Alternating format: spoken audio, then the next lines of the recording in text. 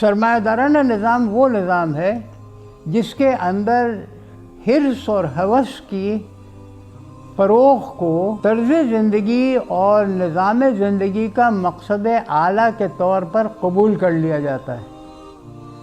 سرمایہ دارانہ نظام سرمایہ دارانہ نظام 3 سطحوں کے اوپر تنفیذ کیا جاتا ہے۔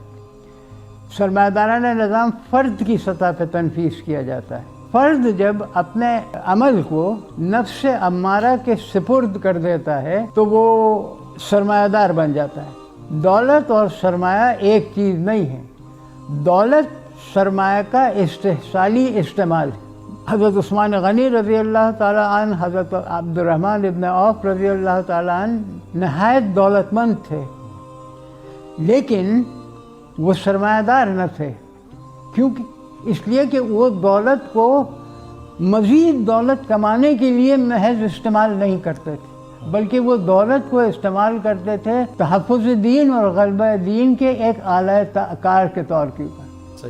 اس کے برعکس ہر وہ مزدور اور ہر وہ کسان جو اپنے عمل کو نفس امارہ کے سپرد کر دے اور جو زندگی کا مقصد بڑھوتری سرمایہ کے طور پہ قبول کر لے، وہ ایک سرمایہ دار ہے۔ نفسی سطح کے اوپر، فرد کی سطح کے اوپر سرمایہ داری کا مطلب یہ ہے کہ انسان خدا پرستی سے باز آ جائے، خدا پرستی سے رجوع کر کے نفس پرستی کی طرف رجوع کرے۔ معاشرتی سطح کے اوپر سرمایہ داری یہ ہے کہ آپ نفس پرستی کی بنیاد کے اوپر پورے معاشرے کی ترتیب متعین کریں۔ اس معاشرے کو ہم کہتے ہیں سول سوسائٹی، اور اس سول سوسائٹی کی کار فرمائی کا بنیادی ادارہ مارکیٹ ہے۔ اب مارکیٹ کی 2 خصوصیتیں ہیں۔ مارکیٹ کی پہلی خصوصیت ہے کہ مارکیٹ کے اندر جتنے بھی معاہدات ہوتے ہیں وہ تمام غرض کی بنیاد کے اوپر ہوتے ہیں۔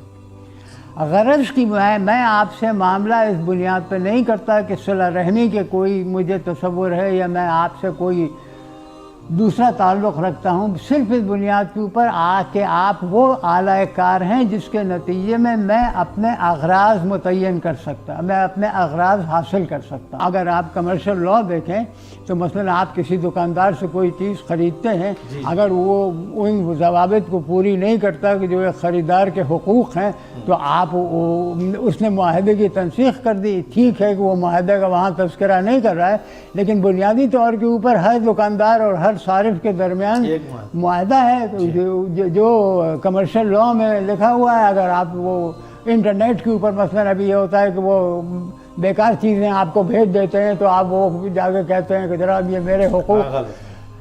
مارکیٹ کی دوسری خصوصیت یہ ہے کہ وہاں فائنینس کا تحکم ہوتا ہے۔ فائنینس خالصتاً سرمایہ دارانہ شے ہے۔ غیر سرمایہ دارانہ معاشروں میں فائنینس کا وجود نہیں ہے، کبھی نہیں تھا۔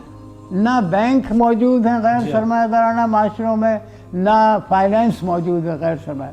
عالمگیر اورنگزیب رحمۃ اللہ علیہ نے 50 سال تک ہندوستان میں حکومت کی اور نہایت وسیع پیمانے کے اوپر تجارت اور مبادلت کی، لیکن کبھی کوئی بینک نہیں بنایا، کبھی کوئی فائنینشیل ادارہ نہیں بنایا، کبھی کوئی اسٹاک ایکسچینج نہیں ہوا۔ ہمارا المیہ یہ ہے کہ جب ہم اپنے معاشی مسائل حل کرنے کی طرف رجوع کرتے ہیں تو ہم اورنگزیب عالمگیر کی طرف نہیں دیکھتے، ہم فتاوی عالمگیری سے ہدایت نہیں لیتے، بلکہ ہم ایڈم اسمتھ اور کارل مارکس اور تقی عثمانی کو پڑھتے ہیں۔ اور یہ وہ لوگ ہیں کہ جنہوں نے سرمایہ داری کو ایک ناقابل تسخیر عمل کے طور کے اوپر تشریح بیان کرنے کی کوشش کی۔ کہ مارکیٹ کی دوسری خصوصیت یہ ہے کہ وہ ارتکاز اور بڑھوتری سرمایہ کے عمل کو مہمیز دینے کا ذریعہ ہے۔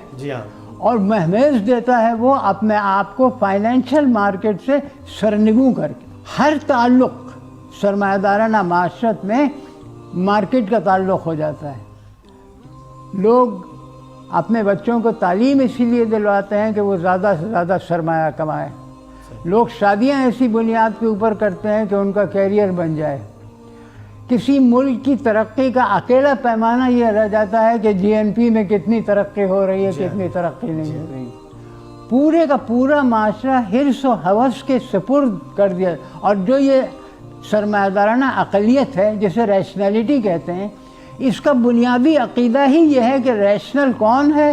ریشنل وہ ہے کہ جو زیادہ سے زیادہ حرص و ہوس کو اپنائے اور اپنی خود غرضی کی بنیاد کے اوپر تمام فیصلے کرے. اچھا دیکھیے، ہمارے تصور اقلیت اور سرمایہ دارانہ تصور اقلیت میں اگر بنیادی فرق آپ کو دیکھنا ہے تو آپ امام غزالی کی طرف رجوع کریں. امام غزالی کتاب العلم میں تحریر فرماتے ہیں، پہلا سوال یہ ہے کہ عاقل کون ہے؟ تو اس کا جواب سرکار یوں دیتے ہیں کہ عاقل وہ ہے جو اللہ سے سب سے زیادہ ڈر گیا. اچھا، اسی سوال کو سرمایہ داری کا سب سے بڑا فلسفی ایمینوئل کانٹ بھی اٹھاتا ہے. وہ بھی کہتا ہے یہ بتاؤ کہ عالم کون ہے؟ تو وہ کہتا ہے عالم وہ ہے کہ جو سب سے زیادہ اپنے نفس کا پرستار ہو، آٹونومس ہو. عقل کا تقاضا یہ ہے کہ آپ اپنی پرستش یا انسانیت کی پرستش کریں، کہتا ہے کانٹ. اور امام غزالی رحمۃ اللہ علیہ کہتے ہیں عقل کا تقاضا یہ ہے کہ آپ پرستش کریں خدا واحد و لا شریک. لہذا ہمارا تصور اقلیت اور ان کا تصور کفار کا اقلیت بالکل جدا ہے، بالکل جسے کہیے کہ تضاد ہے، بالکل مختلف چیزیں. اور اسی بنیاد کے اوپر ان کی تہذیب اور ہماری تہذیب میں مماثلت کا سوال ہی پیدا نہیں ہوتا. اور ہمارے مرشد امام مودودی رحمۃ اللہ علیہ اس بات کو اچھی طرح پہچان گئے تھے، اور اسی لیے آپ کا کلیدی اجتہاد ہے کہ مغرب جاہلیت خالصہ ہے. یہ ہمارا ہی اجتہاد ہے، یہ ہمارے ہی بزرگ کا اجتہاد ہے، اور صرف جماعت اسلامی نے اور مولانا مودودی نے یہ اجتہاد متعین فرمایا. اور میں نے اپنی پوری زندگی اسی اجتہاد کی بنیاد کے اوپر مغربی تہذیب کی ابطال میں لگا دی ہے. مغرب جاہلیت خالصہ ہے، کیوں اور کیسے، اس کو بیان کرنے کے لیے میں نے جو کچھ بھی پڑھا ہے، لکھا ہے، اور اللہ تعالیٰ کا میرے اوپر یہ فضل ہے کہ گو کہ میں ملک سے کافی باہر رہا اور دوسری جگہ بھی رہا وغیرہ، میرے اوپر ایک دن بھی ایسا نہیں گزرا کہ جب میں نے اس اجتہاد کو پس پش ڈال دیا. کبھی میری نظر میں یہ بات نہیں آئی کہ مغرب جاہلیت خالصہ کے علاوہ اور کچھ. لیکن چونکہ ہمارے ہاں تحقیق اور تنقید کا عمل محدود ہے، لہذا ہم اس اجتہاد کو اس کے حق کے مطابق بیان کرنے سے ابھی تک قاصر ہیں. اور میں ایک جاہل آدمی ہوں، لیکن میں نے اپنی کوشش یہی کی ہے کہ اس بنیادی اجتہاد کو کہ مغرب جاہلیت خالصہ ہے بیان کرنے کی کوشش کروں.